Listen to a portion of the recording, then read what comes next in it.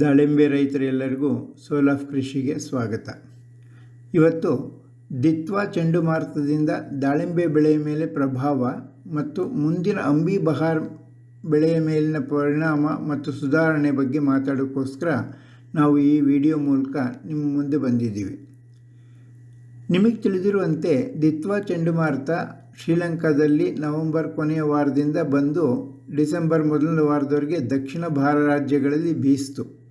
ಇದು ನವೆಂಬರ್ ಅಂತ್ಯ ಮತ್ತು ಡಿಸೆಂಬರ್ ಮೊದಲ ವಾರದ ಆರಂಭದಲ್ಲಿ ದಕ್ಷಿಣ ಭಾರತದಲ್ಲಿ ಭಾರೀ ಮಳೆಯನ್ನು ತಂತು ಮತ್ತು ಅತಿಯಾದ ಮಳೆ ಮತ್ತು ಹಲವಾರು ಬೆಳೆಗಳಿಗೆ ಹಾನಿಯನ್ನುಂಟು ಮಾಡಿತು. ಇದರಿಂದಾಗಿ ರೈತರಿಗೆ ಸಮಸ್ಯೆಗಳು ಉಂಟಾಗಿವೆ. ದಾಳಿಂಬೆ ರೈತರು ಸಹ ಅನೇಕ ಸಮಸ್ಯೆಗಳನ್ನು ಎದುರಿಸ್ತಿದ್ದಾರೆ. ಇದರ ಬಗ್ಗೆ ಮಾತನಾಡಲು ಮತ್ತು ಇದರ ಪರಿಣಾಮವಾಗಿ ಮಾಡಬೇಕಾದ ಕೆಲವು ವಿಷಯಗಳ ಬಗ್ಗೆ ನಿಮಗೆ ತಿಳಿಸಲು ನಾವು ಈ ವಿಡಿಯೋ ಮೂಲಕ ನಿಮ್ಮ ಮುಂದೆ ಬಂದಿದ್ದೇವೆ. ದಿತ್ವಾ ಚಂಡಮಾರುತದಿಂದಾಗಿ ಮಳೆಯೊಂದಿಗೆ ಸಂಪೂರ್ಣವಾಗಿ ಮೋಡ ಕವಿದ ವಾತಾವರಣ ಇದೆ. ಇದರಿಂದಾಗಿ ದಾಳಿಂಬೆ ಬೆಳೆ ಕೂಡ ತೀವ್ರವಾಗಿ ಹಾನಿಗೊಳಗಾಗಿದೆ. ಇದು ಅಕಾಲಿಕವಾಗಿರೋದ್ರಿಂದ ಇದು ಇನ್ನೂ ಹೆಚ್ಚಿನ ಹಾನಿಯನ್ನು ಉಂಟು ಮಾಡ್ತಾ ಇದೆ.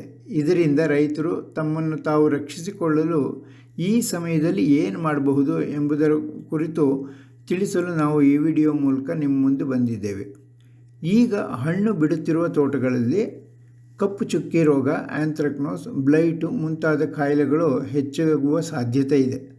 ವೈದ್ಯರು ಮತ್ತು ವ್ಯಾಪಾರಿಗಳು ಎಂದು ಕರೆಸಿಕೊಳ್ಳಲ್ಪಡುವ ಅನೇಕ ಸಲಹೆಗಾರರು ಪ್ರತಿಜೀವಿಗಳು, ಶಿಲೀಂಧ್ರನಾಶಕಗಳು ಮತ್ತು ಇತರ ಅನೇಕ ಅನಗತ್ಯ ರಾಸಾಯನಿಕಗಳನ್ನು ಬಳಸುವಂತೆ ರೈತರ ತಲೆ ತಿಂತಾ ಇದ್ದಾರೆ.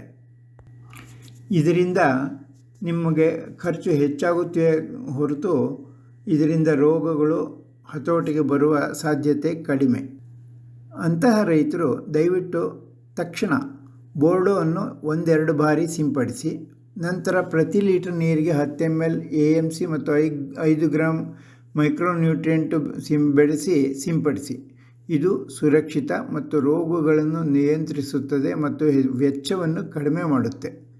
ಈಗ ರೆಸ್ಟ್ ಪೀರಿಯಡ್ನಲ್ಲಿ ಇರುವ ತೋಟಗಳನ್ನು ಹೊಂದಿರುವ ರೈತರು ಮತ್ತು ಜನವರಿಯಲ್ಲಿ ಅಂಬಿ ಬಹಾರ್ನಲ್ಲಿ ಬೆಳೆಗೆ ಹೋಗಲು ನಿರ್ಧರಿಸಿರುವ ರೈತರು ಮಣ್ಣು 2 ಅಡಿ ಆಳದವರೆಗೆ ಒಣಗುವವರೆಗೆ ಎಥಿರಲ್ ಸಿಂಪಡಣೆ ಮಾಡಬಾರ್ದು.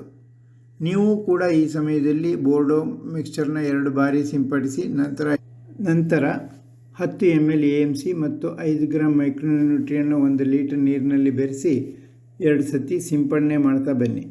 ಇದು ವಿಶ್ರಾಂತಿ ಅವಧಿಯಲ್ಲಿ ರೋಗಗಳನ್ನು ಗುಣಪಡಿಸಬಹುದು ಮತ್ತು ಭವಿಷ್ಯದ ರೋಗಗಳನ್ನು ತಡೆಯಬಹುದು. ಪ್ರತಿಜೀವಕಗಳು, ಶಿಲೀಂಧ್ರಗಳು ಮತ್ತು ಇತರ ರಾಸಾಯನಿಕಗಳನ್ನು ಹೆಚ್ಚಾಗಿ ಬಳಸಲೇಬೇಡಿ. ನಾವು ಹೇಳಿದಂತೆ ಬೋರ್ಡೋಕ್ಸ್ ಮತ್ತು AMC ಮತ್ತು ಸೂಕ್ಷ್ಮ ಪೋಷಕಾಂಶಗಳೊಂದಿಗೆ ನಿರ್ವಹಿಸಿ ಮತ್ತು ಜನವರಿಯಲ್ಲಿ ಕಡಿಮೆ ವೆಚ್ಚದಲ್ಲಿ ಬೆಳೆಗೆ ಹೋಗಲು ಸಿದ್ಧರಾಗಿ. ಯಾವುದೇ ಕಾರಣಕ್ಕೂ ಮಣ್ಣನ್ನು ಚೆನ್ನಾಗಿ ಒಣಗಿಸದೆ ಎಥಿರಲ್ ಸಿಂಪಡಣೆಗೆ ಹೋಗಬೇಡಿ. ಮಣ್ಣು ಒಣಗಿ ಮಳೆಯಾದ ಸ್ಥಳಗಳಲ್ಲಿ ಹೊಸ ಎಲೆಗಳು ಕಾಣಿಸಿಕೊಂಡಿರಬಹುದು. ಅಂತಹ ರೈತರು ಕೂಡ ಬೆಳೆಗೆ ಹೋಗಬಾರದು. ನೀರು ಕೊಡುವುದನ್ನು ನಿಲ್ಲಿಸಿ ಮಣ್ಣನ್ನು ಸಂಪೂರ್ಣವಾಗಿ ಒಣಗಿಸುವುದನ್ನು ಮುಂದುವರಿಸಬೇಕು. ಮಣ್ಣು 2 ಅಡಿ ಆಳದವರೆಗೆ ಒಣಗುವಂತೆ ಮತ್ತು ಎಲೆಗಳು ತಾವಾಗಿಯೇ ಉದುರಲು ಪ್ರಾರಂಭಿಸುವಂತೆ ನೋಡಿಕೊಳ್ಳಿ.